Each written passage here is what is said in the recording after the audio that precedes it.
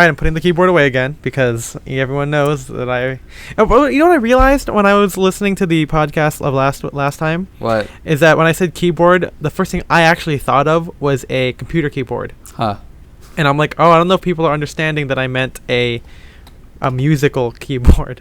Like, well, I hope they do. Because I played it, yeah. I want to take a peek behind the curtain really quick. And so how we Yeah. edit this podcast, or how our friend MJ, our friend and editor, edits Quick this shout out to podcast, MJ. Please get off mic.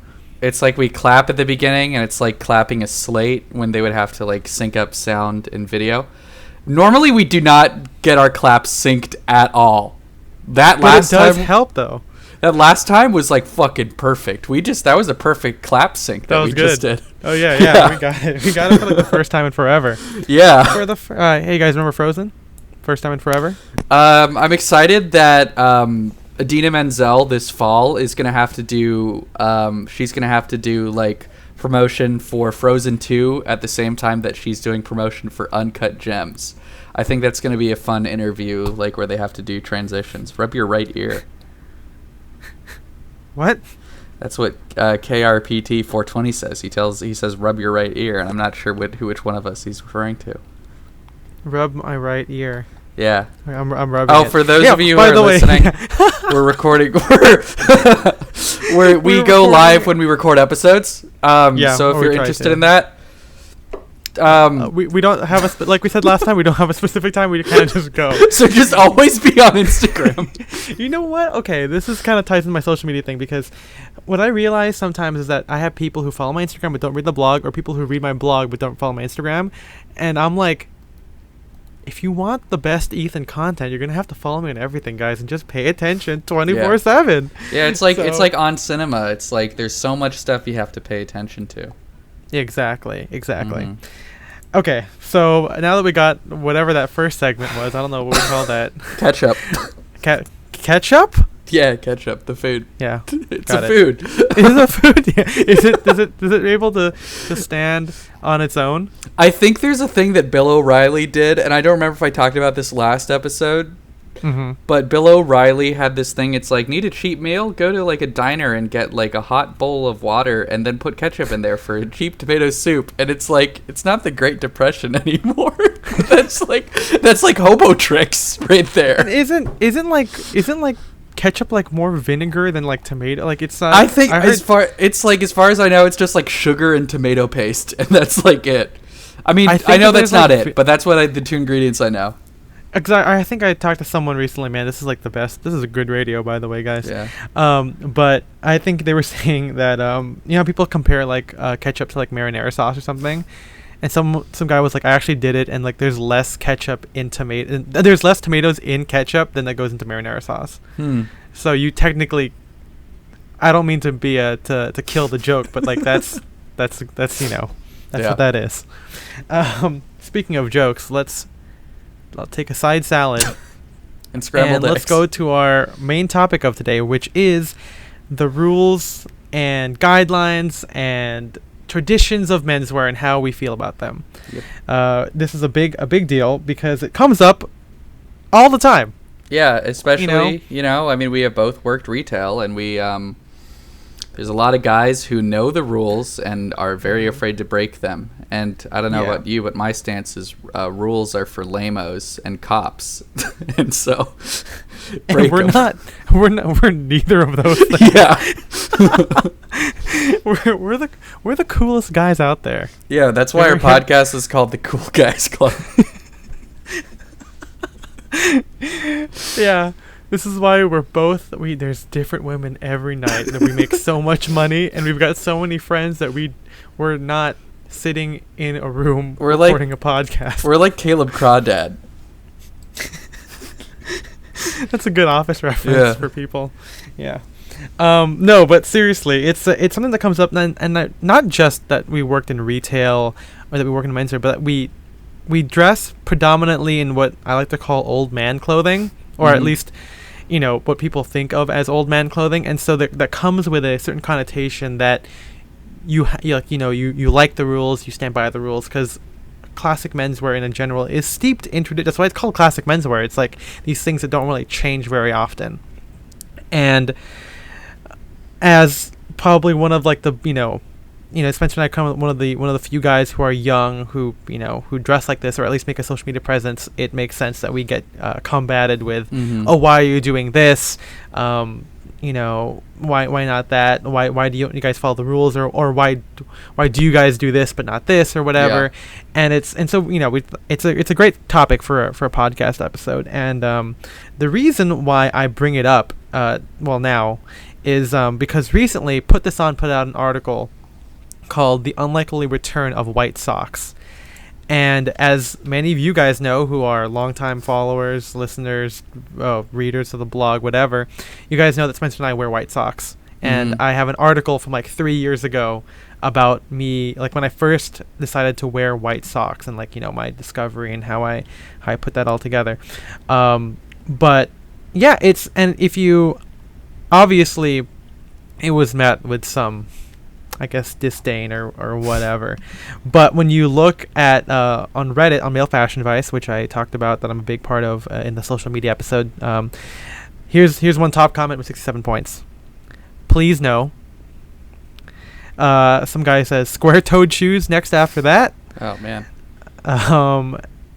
And there's my comment, which I'll get to in a second.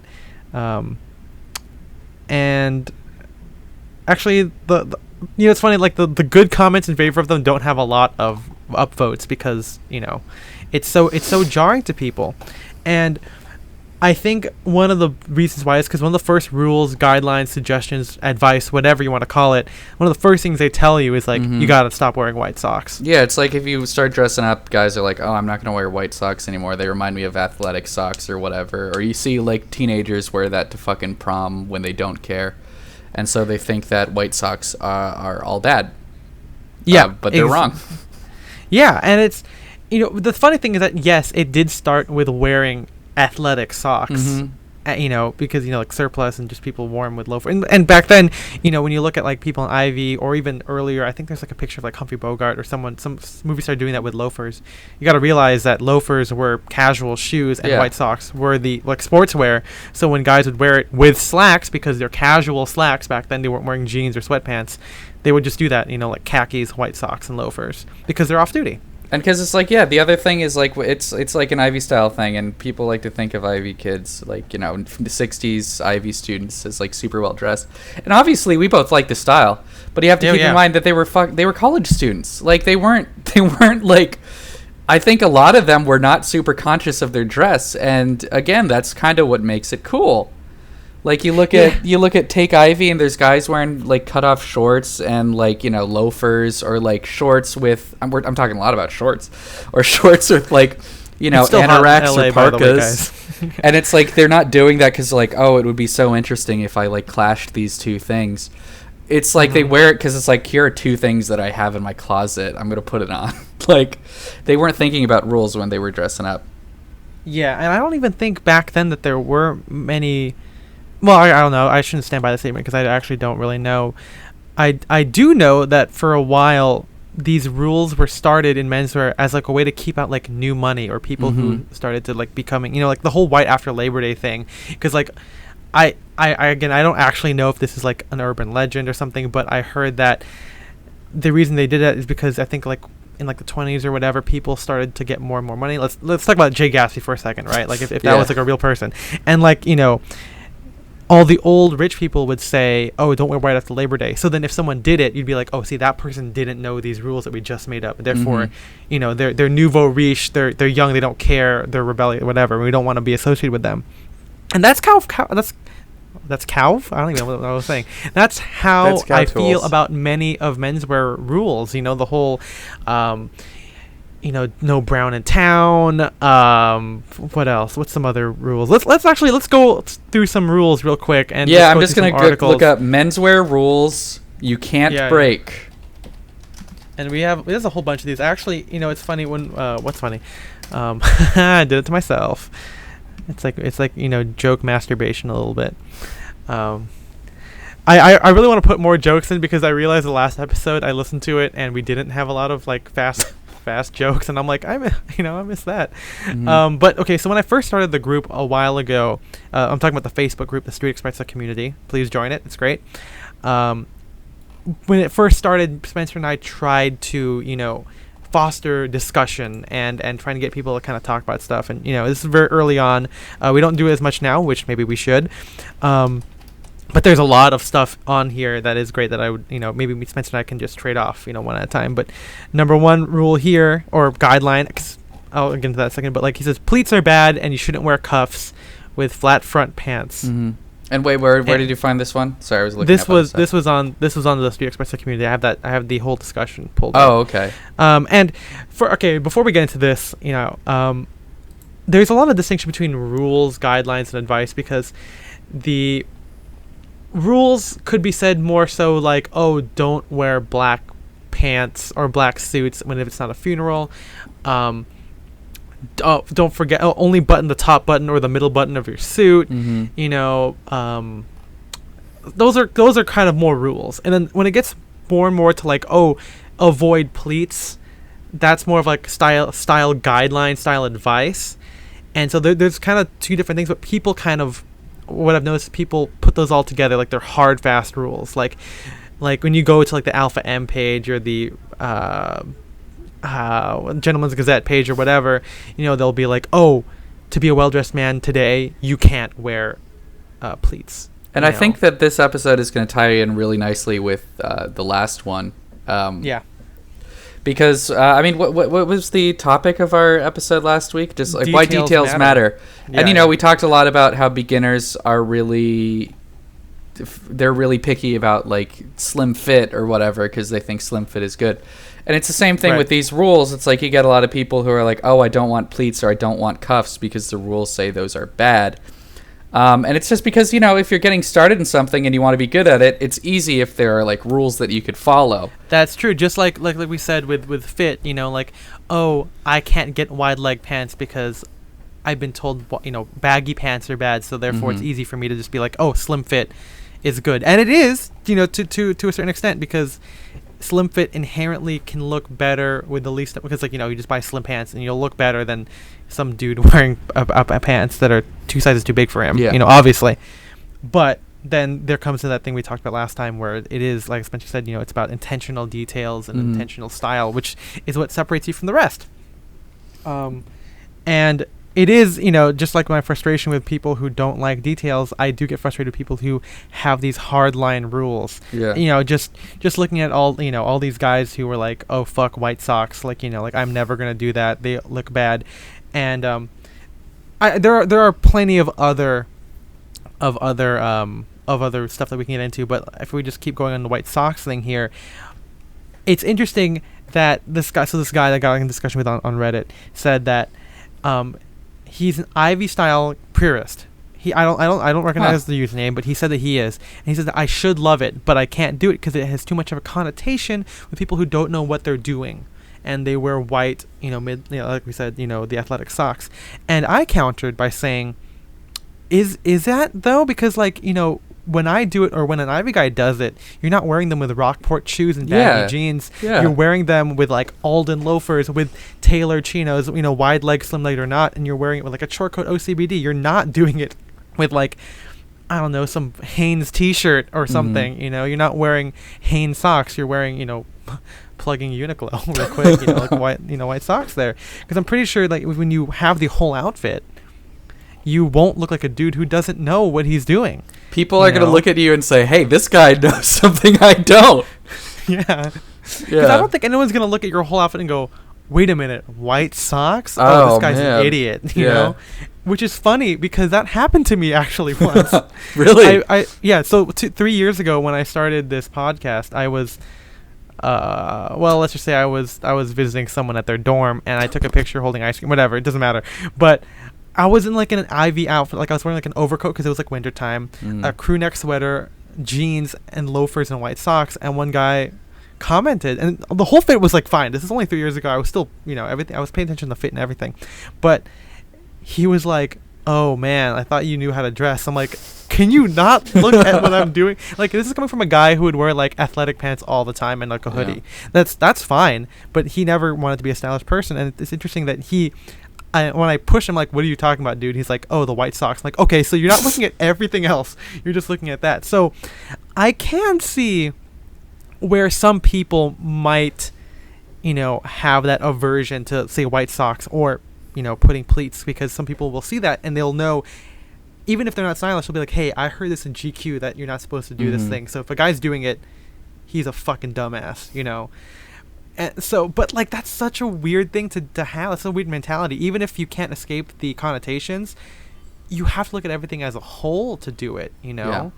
And that's, details matter when you're creating intentional style, but the whole outfit also matters, I think no, it's like, I just think it's so weird that he's an Ivy style purist, but doesn't really. I mean, it's like, it seems like he likes how they look. I don't know. Yeah, I don't know if I don't recognize the username or anything like that. Yeah.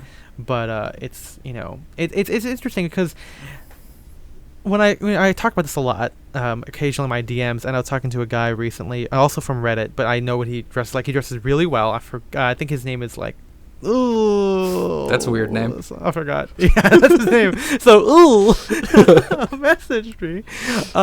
No, he was saying, he saw my comment and he was saying like, okay, how much of style is like based on like people's, like how much you perceive from people's preconceptions and then your own. And I was like, that's interesting, because I don't think that I consider what other people think about me, other than, oh, I'm wearing a bow tie to work and my friends are going out to drink. I don't want to be that guy. I'm probably going to bring a change of clothes. Like there's a difference there. But like stuff like that where, when you think, oh, if I wear white socks, someone's going to think I'm an idiot. I don't think about that as much. But I do avoid certain things. Like I don't wear red shirts and khaki pants because I automatically think of Target employee. And that's me. Yeah. Even though there are billions of people who do that all the time. There are classic menswear guys who do that, and it's not that big of a deal. So, I think it is a little bit of what you said earlier, where it's, it's easy for guys to know what not to do. So they follow that to a T, because like we said in the previous episode, the more variables that you have, the easier it is to get something wrong, and people don't want to be wrong. And again, like we said, like how people pay attention to how you dress. People think about in terms of women, in terms of jobs or whatever. So it's easier for them to be like, okay, I know what never to do. Yeah. But I think the part where it gets weird is when they start seeing it even when it's good, and then consider it bad just because of that thing. It's like when you see a guy with pleats, and you're like, oh man, that's bad. Like I've seen people comment on the Armory where they're like, oh, pleats are like, oh, those guys don't know how to dress. And I'm like, what the hell? Like, they look great. They just because they have double pleats, or just because their jacket is like, the right length, or their tie is maybe, is too long, they tuck it in or whatever. Like I can't believe that that's like the breaking point for so many people. And it's funny because it's like, so like one of the most hard and fast rules that even I probably would not break is the suit buttoning rules. But you look at pictures of like Kamoshida, and he breaks them all the time. Like that's kind of like one of his, I don't want to call it a trademark or whatever, but he there's a lot of photos of him just doing the bottom button, and he still looks great. Like it's, again, maybe not an affect I would do, but I don't understand the mindset. I've also seen some pictures of guys doing top button too. Yeah, and like just the top button. Yeah, and the funny thing is that there is precedent for it. It's also funny because it's also funny because before this I was looking up like see if there were any articles that we could kind of bounce ideas off of, and most of the articles I could find are like the exact same thing as like the rules not to break articles, but just like the opposite. It's like, here's rules that you can break, and it's just like, and then it just gives you another rule. So I just thought that was kind of funny. Well, what's a good example from that? So over here, let's see. We have an article from Real Men, Real Style, our old pal. Oh, Antonio Centeno. And it just says 10 style rules that can be broken. Military heritage. Yeah, there you go. 10 style rules that can be broken. Yeah. He talks about like no brown in town, and he's like, you can wear brown in town. I mean, it's like, I guess kind of what we're talking about. But again, it also goes into what you were talking about yesterday, which is people never say why. They never really say why. They say it's like, here's what you can do, but they don't say here's why you should do it. I want to point out an ad that I just found on the like an ad on the side of Real Men Real Style, and it says watch Real Men Real Style on YouTube. And on one hand, it has a picture of a guy, and he has a brain, and it's all lit up. There are a lot of like golden orbs like floating around his brain. Yeah, it looks like a galaxy brain meme. And over him it says 1%, and then right next to him it says versus, and there's a dumb looking guy with a brain that is not lit out. There's black outlines on all the wrinkles, and it says 99%. And it just, when you click on it, it just links to the Real Men Real Style. Can you save it so we can put it on Instagram, please? Yeah. That's amazing. Oh my god. You know, I'm looking through this. There's his whole thing about rules to break, and there's one that says always wear a tie when you ask for money. I've never heard that. That's in so my life. weird. What the fuck? He's saying that you should break that. He's saying you should break that rule, but Is I'm he like, just talking about getting bank loans? I guess so. And okay, if we're talking about the bank, something I just thought of. I remember being in a discussion where they're saying that like brown shoes are becoming more acceptable, in conservative circles or whatever. Mm-hmm. And I remember saying, like, some people were like, "Oh, you can't get if you were a lawyer, you could not possibly do that or something." And I found it's like steeped in conservatism or whatever. And I found a couple pictures of like Lawrence Fellowes illustrations of guys wearing like navy suits with brown shoes. Mm-hmm. And they were like, "Oh, well, those are American and those are inherently more casual." And I'm, honestly, all I could think of is, do people pay that close attention? Honestly, like you got like a dark brown pair of shoes, you wear that with your navy single breasted suit, and you wear it to like a law firm, and people can be like, "Hey, you're not wearing black." You're gonna lose your license. That's what they said in Boston. You're gonna lose your La La Land license. You're gonna lose the La La Land Best Picture. Remember that? Oh God. Oh man. Yeah, but yeah, it's such a weird thing, and I really think that people. Again, yes, people do pay attention to what you wear, but I don't think people pay that close attention. Like, it's insane. People don't look at whether or not you have pleats, or maybe it's like one guy or whatever. Yeah. But it's never gonna be, like at your job or whatever. It's so fascinating, these people that put so. And you see it across everything. You see it on Ivy style. You see it on vintage style people. You see it on bespoke tailoring kind of stuff.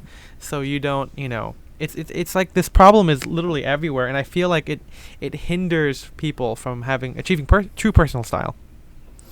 Let's go back in time a little bit. Were you ever like really big? Were you ever like a rules Nazi? You use the way back? Yeah. Were you ever like really big into rules? Because I know I was at one point. I knew my stuff was basically, I never really tried to like mix eras. That's one thing. And I think we both didn't really do that too much. Actually, I don't really remember it that well. But I remembered only talking about the buttoning thing, because that to me is more so.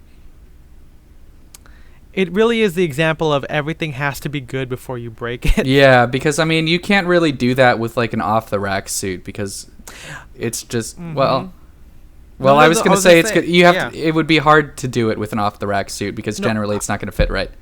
No, see, I was going to say that maybe the key here is that you can't do it with just anything. Yeah.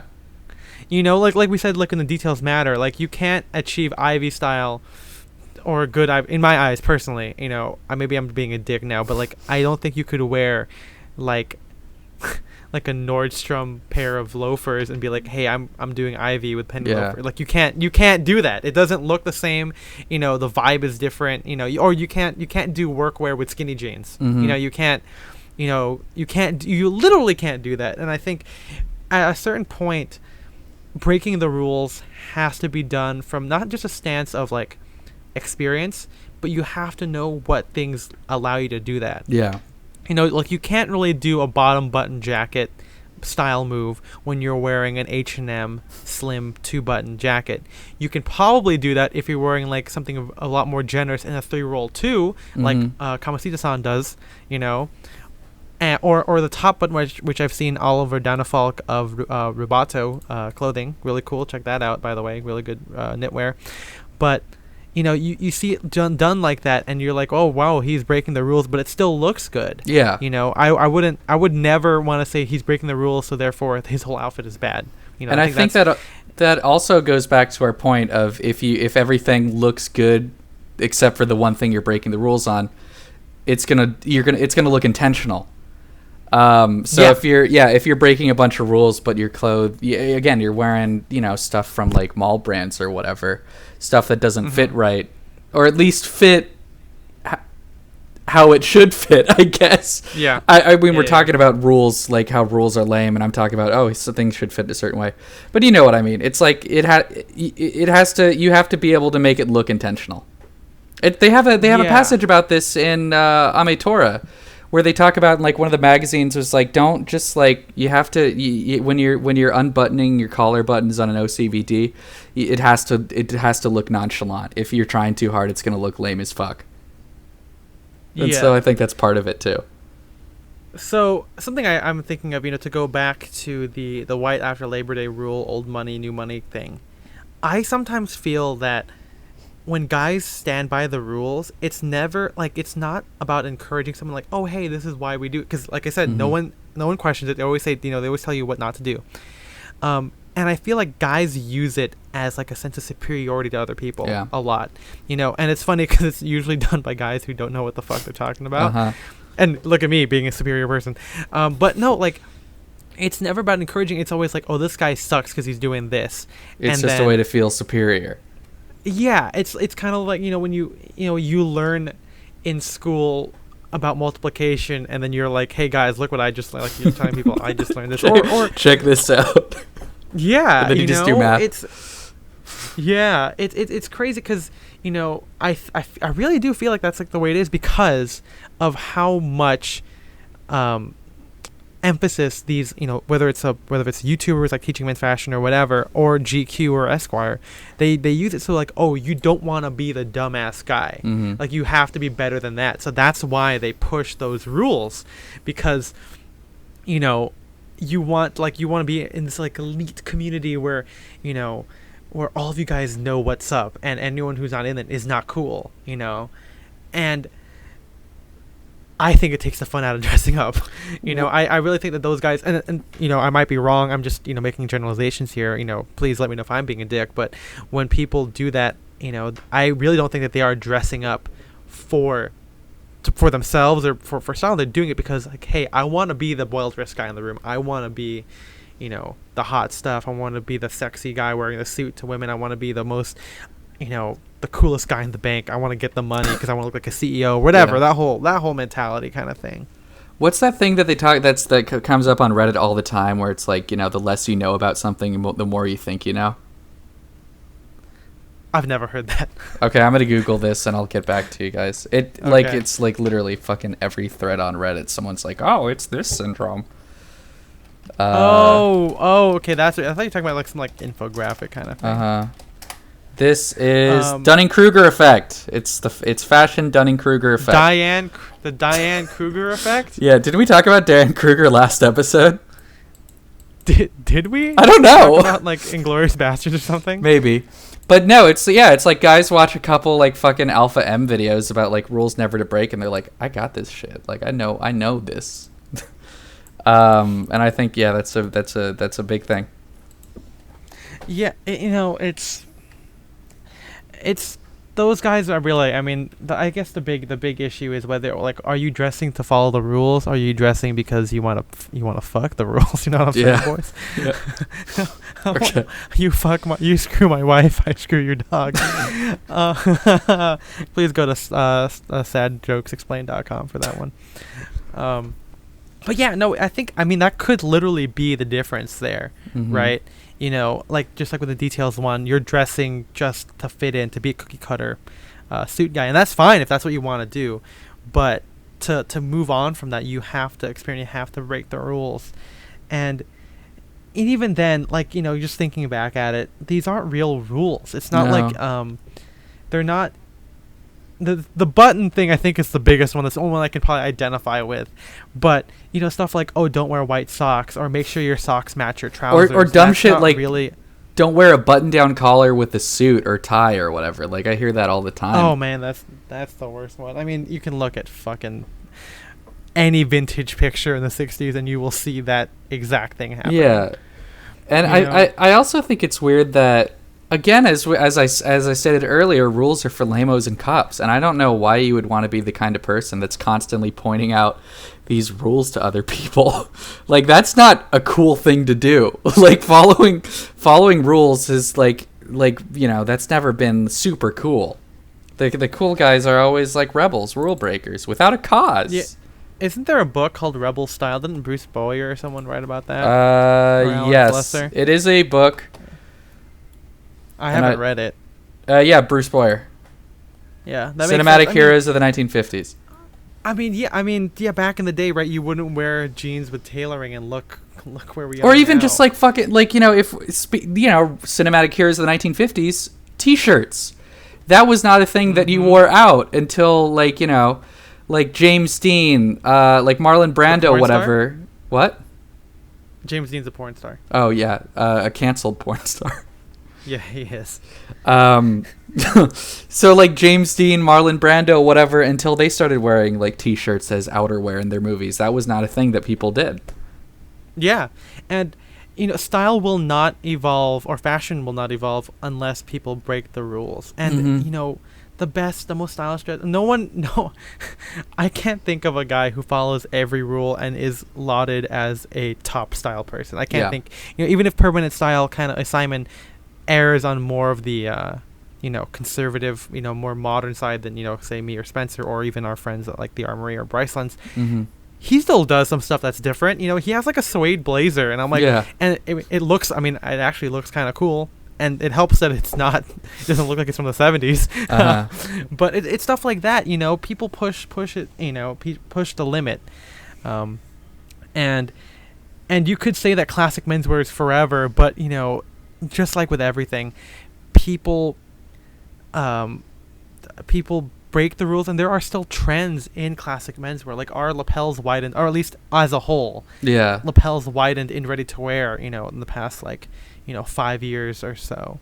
Yeah, because it's like, you know, timeless style doesn't exist. People, and even I've been guilty of saying this, is like there are certain like, you know, classic menswear. It's like, oh, the suits look the same as they did 50 years ago, but that's also not true. That's inherently false. I mean, you know, you know, another aspect of this could also be that you know, people don't like to pay attention to details, and they don't think of classic menswear as fashion, as an avenue for self-expression. It's like that dumb thing where it's like, oh, I'm not into fashion, I'm into style. It's like fashion is a bad word. You know, that's unbelievable. But I'm like, you can always spin that back on them. You know, like, if you wore your fucking H&M suit or whatever, or your, you know, your thrifted 80s suit, whatever you want to call it, and you want to wear that back in like the 20s or 40s, you'd still look weird, dude. Yeah. So I like that this podcast is just us becoming, like, airing our grievances with other people. That's like what I want it to be, guys. Because this is a big tangent, but I'm like, no one does it. Most podcasts in general are just interviews, and I think, you know, I think, again, like we said like a couple episodes ago, like, I really wanted us to be able to talk about our opinions and not just interview, because interviews are great. It gets us to know other people and share their story, but I still feel like, again, menswear needs, you know, it doesn't have to be us, but people pushing the envelope or discussing these things that happen in it. Otherwise, it'll just be us talking to Bruce Boyer, us talking to Mark Cho, like, man, if we could get them on the podcast, though. That'd be great. That'd be great. We should really think of like some crazy ass discussion thing for him. But that would be cool. But like, I want to discuss that stuff, not always just, you know, stories and everything. Also, because all the major players in menswear already have like been interviewed plenty of times by other people. Yep. But okay, so how do you feel about being attractive and breaking the rules. Now, I have some big opinions on this, but I want to know what you think. I mean, I think it helps. Like, oh, that guy's a model or whatever. It's like that. Yeah. It's like that thing. It's like where it's like tall, skinny guys can make like anything look good. But the problem is a lot of the problem is a lot of times they either don't know or don't care. So I think if you're a very handsome man, I think just whatever you wear is gonna. It's like I think dye workwear tweeted. Like it's like no matter how well tailored your suit is, you're not gonna look as good as like a really handsome guy in like a suit from Macy's. That hits home right there. Yeah, man. Yeah, and I kind of agree with that. I mean, yeah, he's not wrong, but I think that's also one reason why I started the blog. Because here's a comment from a male fashion advice thread: a model wearing impeccably tailored pleated trousers, no belt, and contrasting socks. That's good. Normal pudgy schlub guy wearing off-the-rack pleats, no belt, and contrasting socks. Looks like a pudgy schlub with shitty fashion sense. And, he's not. They're not wrong that it helps to be attractive, but that's why I started the blog, because I wanted to highlight. Well, I think I'm a regular person. I think all my friends look great, but obviously we are not. What's James Jonathan Turner? We do not have chiseled jawlines. Yeah, we're not a matinee idol. Yeah, but I think that we have great style, and I think we all break the rules, and no one really thinks much about it, and hopefully we provide that in a good context to show you that you can do it too. Mm-hmm. And I never really wanted it to be that that guy is just doing it because he's hot. I take pride in being ugly because I get to be stylish too. It's not. I don't think that. I don't want to use attractiveness as a crutch. As an explanation of why something looks good. Because the cool thing about classic menswear is that it is filled with a bunch of regular guys. Yeah, they do models every once in a while, but everyone's normal. Ethan Newton likes to talk about it all the time. He kind of has self-deprecating humor where he's like, oh, I'm just an old fat guy with a beard. But he looks great. He breaks the rules. He wears rayon shirts with loafers, whatever you want to call it. And that's... I think that when people try and say, oh, dude, there's models, I'm like, well, I'll do the same thing, dude, and I am not a model, and I'll show you that wearing pleats and contrasting socks, I don't know exactly what that means, but doing that whole look is fine. Yeah. And repeatable. Everyone can do it.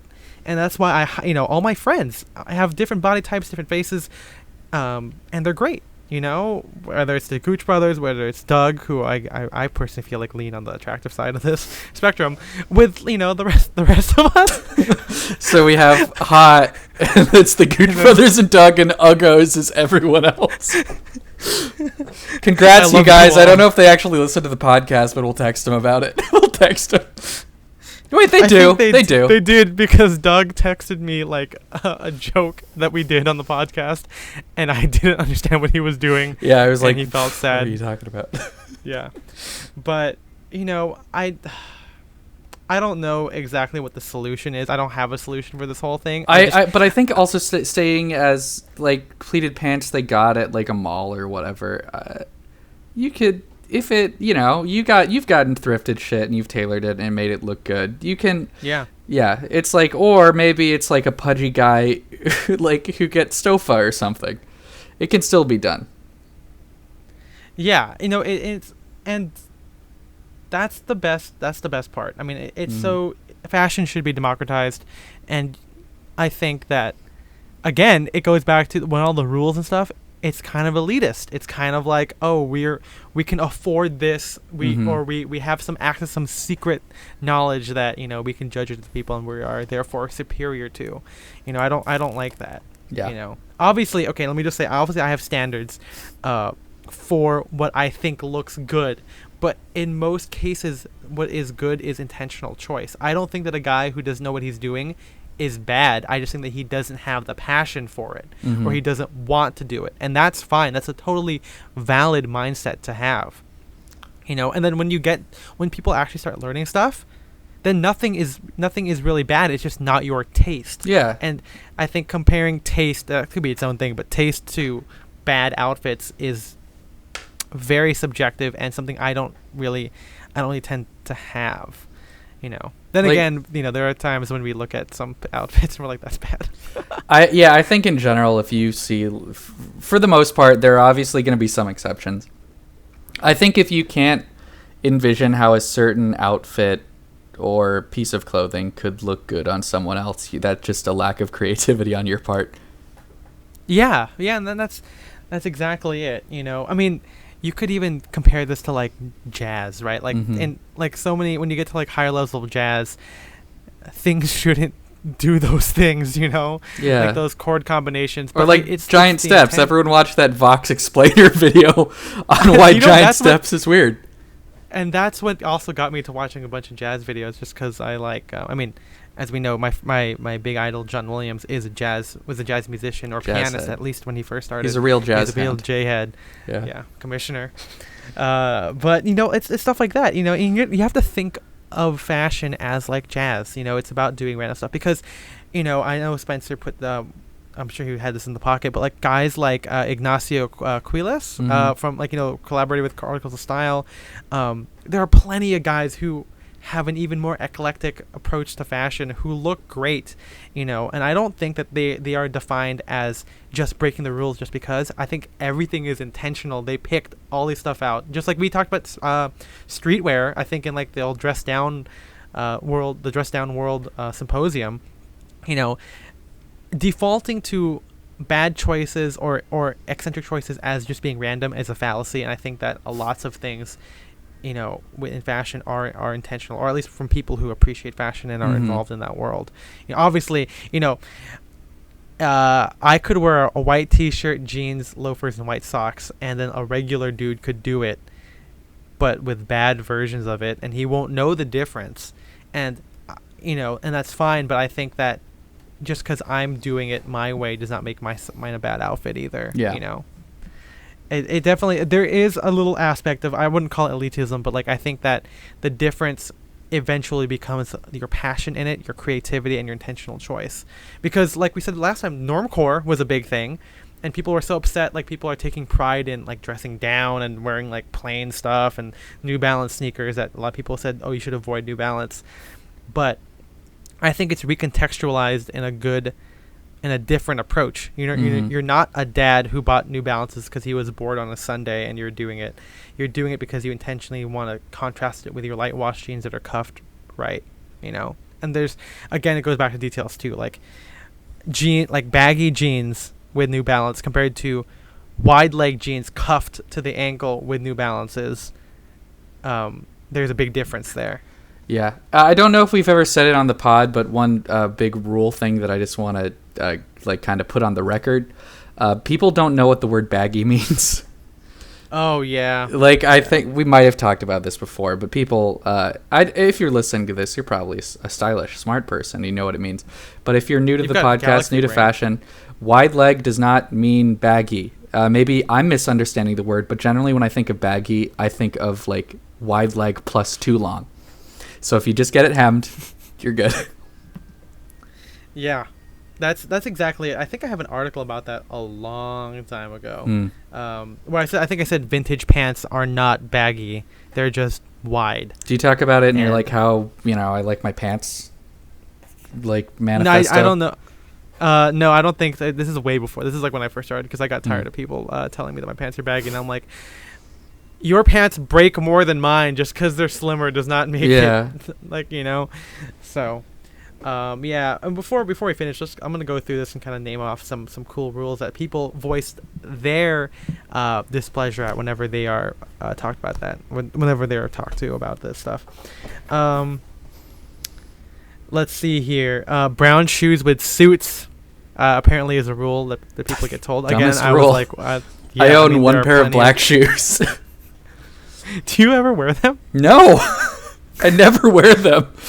See, I wear mine when I want that like conservative look, and even then, my black shoes are like brogued the hell up. I mean, I still kind of want I want black tassels. I still don't. I'm not sure I would wear them much because I wear a lot of earth tones, and I mean, again, that's a rule that you can break. You can wear black with earth tones, as you do. Yeah. I mean, I wouldn't wear like a black suit with like brown shoes. And there's more stuff there that we can explain some other time. But like black linen pants with a brown suede shoe. There's a whole essence of like casual, doing casual stuff to it. Like that's what makes it better. It's same thing with like in my black article, I wouldn't wear like a black worsted suit, but I'd wear a black seersucker or a black linen suit. Yeah. Like there's it's easier to kind of fuck with the man when you've got a more casual approach. So I've heard this before. Never unbutton your jacket. That's also the dumbest rule. Yeah, especially if it's double-breasted. Some people are like, if it's double-breasted, you can never have it be unbuttoned. Yeah, it's uncomfortable to sit down with your jacket buttoned unless it's like a sack suit that's like fit. That's very generous. It's generally uncomfortable. Yeah, it gives so much money to charity. Yeah, it's funny.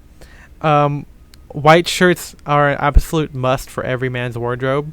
That's like the rule that I used to like really follow, and I think it's like it's on my like first beer point, like a white Oxford French cuff.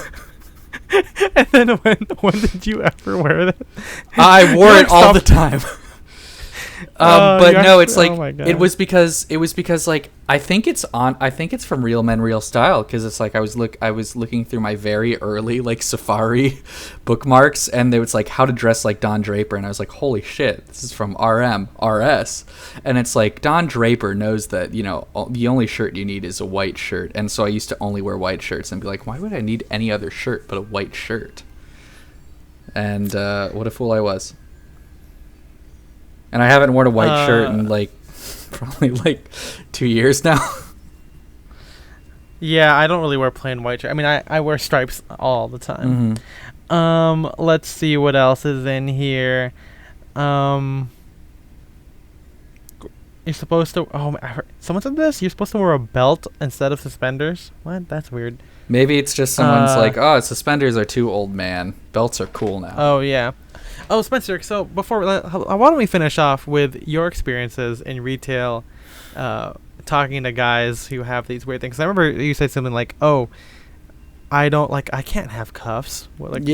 No, I mean, guys say that all the time. It's like, we offer cuffs, and this was mostly at Men's Warehouse because we did a lot more tailoring there, obviously, but we would offer cuffs, and like my bosses would be like, no, cuffs and pleats, it's like we don't do those anymore. It's like those are for old guys. You don't do those anymore. Or also the dumb rule of, I think we talked about this earlier in the episode, but you can't have cuffs with flat front pants. I don't get that. I don't get where that came from. You can put cuffs on anything, baby. Yeah, or it's like when I got my seersucker suit. I took it to I just took it to my tailor at work because I got some work done for free there, and so I was just like, hey, can you add cuffs to this? And like one of the salespeople was like, oh, you don't cuff seersucker? I'm like, I do.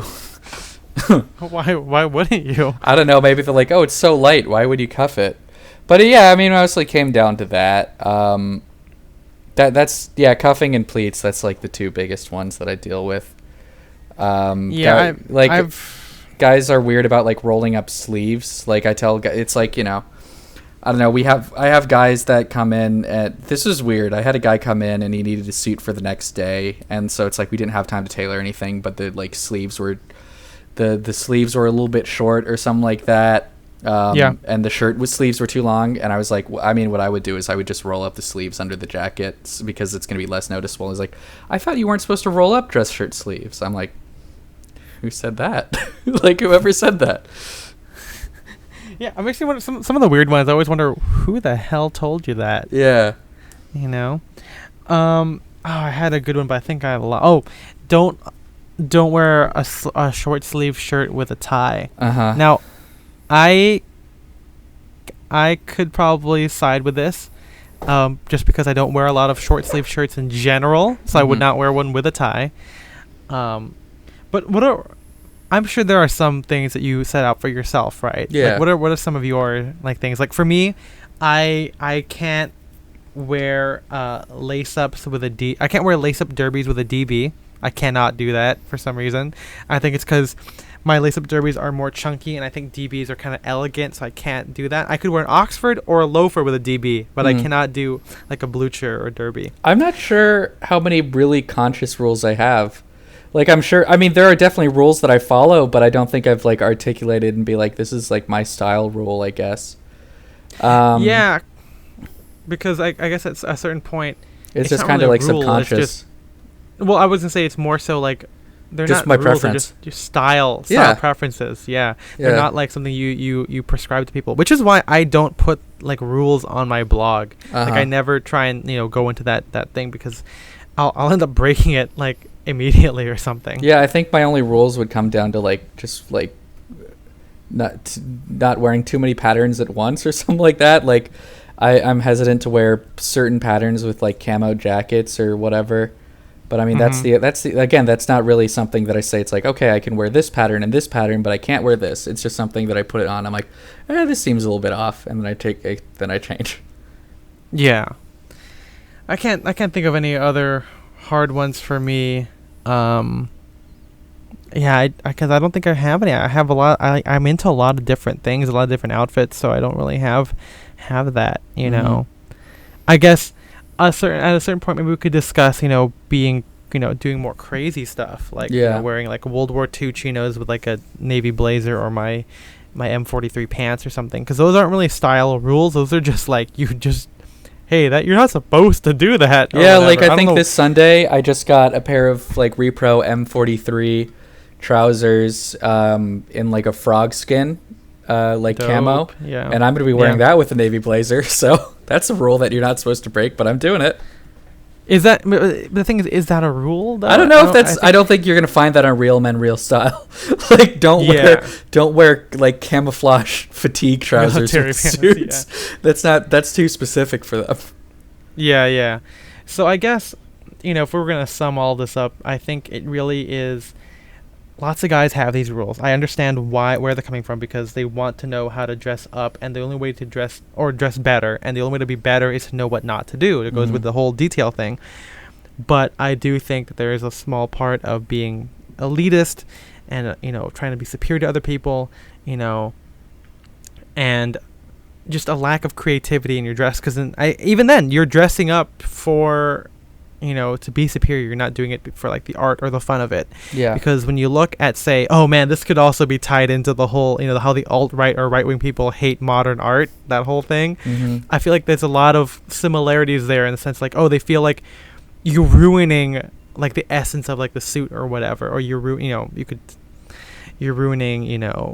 conventional dress or traditional menswear, or, and I think that's, if that's the case, then that's a good thing, because I like to be democratic with fashion, and I like, to push things forward, even with something as traditional as classic menswear. You have to break the rules, and again, a lot of the rules aren't real rules to begin with. Yep. And I think, there's a sense of you have to be good at it, but that, again, that's subjective, and I think the way you can do that is.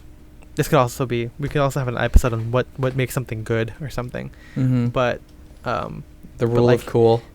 The rule of cool, I think it would be a really good thing, because I think that you have to have a certain amount of clout to back that up, obviously, right? Yeah. So, but that's discussion for another time. So hopefully you guys kind of got our frustration, our grievances with menswear and rules and everything. I think we have time to do at least one or two quick answers here. And we did get a question early on in the chat. Yes. So they were asked. I'm going to scroll far. Yeah. We got a question. How can you dress all in H&M to current style? So how could we did answer this, because we at least I said it, like, you can't do it. Yeah. You literally can't do it. It's very unfortunate, because, okay, I think this is going to be the only question we have, because we could talk about this for like 10 minutes. But it pains me to say that, because I just had a rant where I just said fashion should be democratic. Yeah. But I think it's not your fault. It's the fault of the manufacturer. Like, you literally can't achieve a soft-shouldered suit or whatever by getting an H&M jacket. You could probably do like basic bastard MFA stuff, but even then they normally recommend like J. Crew or Uniqlo for that. Yeah. So it really depends what you want, because like we said, the details thing, eventually you're gonna have to start paying just for aesthetics, because you cannot, it can't be based on just quality. You have to be paying for exactly what you want. And this is why we recommend thrifting, because it's a good way to find multiple styles of fashion. Whether it's Ivy, I found a Japanese unstructured jacket before. It's not impossible, but that's the only way you're going to be able to, or one of the ways that you can experiment with different stuff on a lower price point. Unless you started going eBay, but eBay, you're going to have to be a little more specific in what you're looking for exactly. But yeah, it's really hard to shop at the mall and try and achieve the same style as, say, the Armory or whatever. I mean, me and Spencer like to dress like Drake's in the Armory or Bryceland's, whatever, but we have vintage. We do it in our own way. We have Spear and McKay jackets, which for the price, they're 3-roll-2 soft-shouldered, wide lapel. They may not be exactly what Sartoria del Carrore will create for you bespoke, but it's at least closer and more in line and higher quality than doing something from H&M or J. Crew, because you're limited by the details on what they have. Like J. Crew has, I think they have 3-button jackets now, but they are kind of low buttoning, and then button stance is a detail that you should be aware of, because they create visual lines and everything that inherently if you're shopping there, you can't get anything else other than that. So yeah, I don't know. What do you think, Spence? I mean, I agree. If you're trying to dress like us, if you're trying to dress like Drake's, Bryceland's, the Armory, whatever. Yeah, I agree with Ethan. You can't do that at H&M. Just listen to last week's episode. that's really, or not last week's, whenever, I don't know the schedule that these come out. Whatever our last episode was on details, that's really going to be, in addition to what Ethan just said, that's going to cover it. Yeah. So it's again, I it pains me to say stuff like that, but I mean, it's kind of what has to happen when you're moving on, in menswear. Yeah, I think that you can put together passable outfits using all H&M. Again, I wouldn't wear it. Yeah. But if you want to dress like us, if you want to dress like the people we are influenced by, it's not gonna, you can't do it. Yeah. It's not an elitist thing. It's just you have to be a lot more creative. And again, if you feel that you're being held back or being frustrated, that's a sign that you have to start looking at other places. But if you're concerned with, how can I still look good from H&M? Of course you can. There are plenty of stuff there, that you can wear. I have people that I've seen at church or whatever. They look fine. They're passable. You can find striped shirts and rep ties, I think, at H&M. I think I once had a blazer, 100% wool blazer, 2-button though, but like brass with triple patch pockets, and you could potentially wear that with, I think, and I'm pretty sure they have gray flannel trousers too. Yeah. But then you're limited to, like, again, the blazer may not have wide lapels, may not be soft shouldered or extended or Neapolitan in style or whatever. So, yeah, hopefully that wasn't too mean of a response. It's kind of like a sobering thought. I'm sure if I heard that from somebody, it would be very discouraging. So I apologize. And our live video is done. Yeah. So yeah, that's kind of how it works with menswear. But luckily, don't feel that you have to move on if you're not ready for it. I think that's one thing. You don't have to suddenly be at this level, or not saying that means Spencer on the top level, but you don't have to be. You don't have to dress like our inspirations right away if that's not what you want, because we also don't want you to just copy. When you're not ready for it, or if you don't understand the basics or whatever. So experiment, and Spencer and at least I have had things from H&M, and they served me for a while. I kept them for a while. I mean, that was my college stuff, and they were fine. Until I decided I wanted to wear something else with different details. So, okay. Do we have any other questions? I got a little thing right here. I got a little quickie for you. This comes from Peter at Prague Shell. He's a good guy. I think he's in the Facebook group, and he messages me or responds to my stories every once in a while. Here is his story. My fiance, sister, and mother can't tell me apart from Spencer. What do I do with this information? Oh no! What do you do, Spencer? What does Peter do? I don't know. It's Here, like Peter, me you have before I to- had a beard, and I looked a lot like Paul Giamatti in Cinderella Man. That was, yeah. What's Paul Giamatti in Comedy Bang Bang? What does he say? Something like, "I'm a clown. I get fucked in the ass."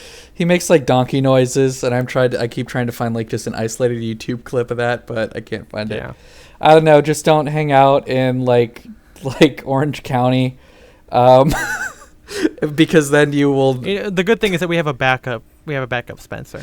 We have a backup Spencer, so if I die, it'll be like Paul McCartney, and like the president will call Ethan. It's like, we're worried too many people will kill themselves if they find out that Spencer's dead. So we have a fake Spencer for you. Or Spencer, you could have a new fiance, sister, and mother. Oh my God! Here we go. This could be a Peter, a Prince and the Pauper situation. Yeah. Yeah, I don't know what to tell you. Have you guys seen the movie The Island with Ewan McGregor? Because that's what could happen right now. Yep. Yeah, but is that the Which one one where of you clones? is the evil one? That's Yeah, that's the one that uses clones, and they do it because rich people want to have organs. I saw that like on a vacation. My cousin had it. I don't remember much about that movie, but I thought I liked it at the time. I watched it because I knew that there was a very steamy scene with Scarlett Johansson, and hey, Ewan McGregor's not bad either. So. Yeah, I remember there's a scene where they're all watching like Looney Tunes because they all have like the mental capacity of like 13-year-olds or something like that. I guess if you don't want to be mistaken for like such a cool guy like me, sorry, man. So your answer is deal with it. Deal with it. You're a cool son of a bitch. So there you go. What a great thing. You can follow me on. You can follow the podcast at Style and Direction. Yeah. All spelled out, and then you can follow me on Instagram at Ethan M. Wong. I'm at Spencer DSO. Don't forget to rate us 5 stars if you want to on really Apple helps. Podcasts. It really does. And don't forget to read the show notes. I'm sure we'll have some quotes from us on there. And don't forget to keep sending us your questions and stories. The link is on the blog and in each episode description, no matter where you're seeing it, whether it's on Spotify, Apple Podcasts, or SoundCloud. So please send us stuff. Whether it's a quick thing, we'll read it off. We try and do 2 each time just because we don't have a lot of them right now. But if you send us more, we'll do more. Yeah, so please send us more so we don't have to like make up fake questions and like plant them in the episodes. Do we do that? No, we don't, but we might have to. Or do we? Do we? Oh, wink, it's wink. up to you. It's up to you to find that out. Yeah, the choice is yours. Yeah. And also big thanks to MJ for editing the podcast. Thanks, we haven't really credited him. Yeah, please don't get on mic. Please don't get on mic. We'll see you guys in the next one. Bye bye, my wife.